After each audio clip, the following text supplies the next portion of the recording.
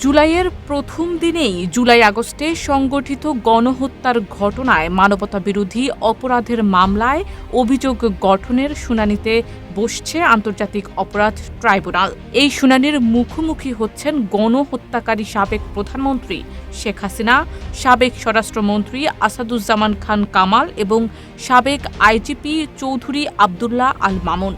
জানা গেছে, এই দিনের শুনানি সরাসরি সম্প্রচার করা হতে পারে টেলিভিশন ও সামাজিক যোগাযোগ মাধ্যমে। এটি বিচার বিভাগের ইতিহাসে দ্বিতীয়বারের মতো কোনো মামলার লাইভ সম্প্রচার হতে চলেছে। এর আগে ১ জুন শেখ হাসিনা সহ ৩ জনের বিরুদ্ধে দায়ের করা ৫টি অভিযোগ আমলে নেয় ট্রাইব্যুনাল। সেদিনই প্রথমবার আদালতের কার্যক্রম সরাসরি সম্প্রচার হয়, যা দেশজুড়ে আলোচনার জন্ম দেয়। আরে কাট আপ কেনাকাটা লেভেল আপ করতে এলো cut up. Best deals, authentic products আর ফাস্ট ডেলিভারি পেতে ডাউনলোড করুন কাট আপ অ্যাপ। জুলাই-আগস্টে সংগঠিত গণহত্যার ঘটনায় মানবতাবিরোধী অপরাধের অভিযোগে শেখ হাসিনা ও কামালের নামে আত্মসমর্পণের নির্দেশ দিয়েছিল ট্রাইব্যুনাল।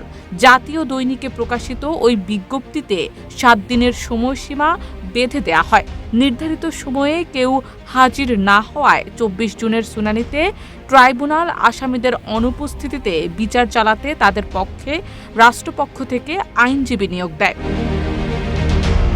উল্লেখ্য, চলতি বছরের ১২ই মে তদন্ত সংস্থা মামলার অভিযোগপত্র প্রসিকিউশনে দাখিল করে। তদন্ত প্রতিবেদনে শেখ হাসিনাকে গণহত্যার নির্দেশদাতা ও উস্কানিদাতা হিসেবে উল্লেখ করা হয়। আজকের এই শুনানিকে রাজনৈতিক আইনি অঙ্গনে অত্যন্ত তাৎপর্যপূর্ণ বলে মনে করছেন বিশ্লেষকরা।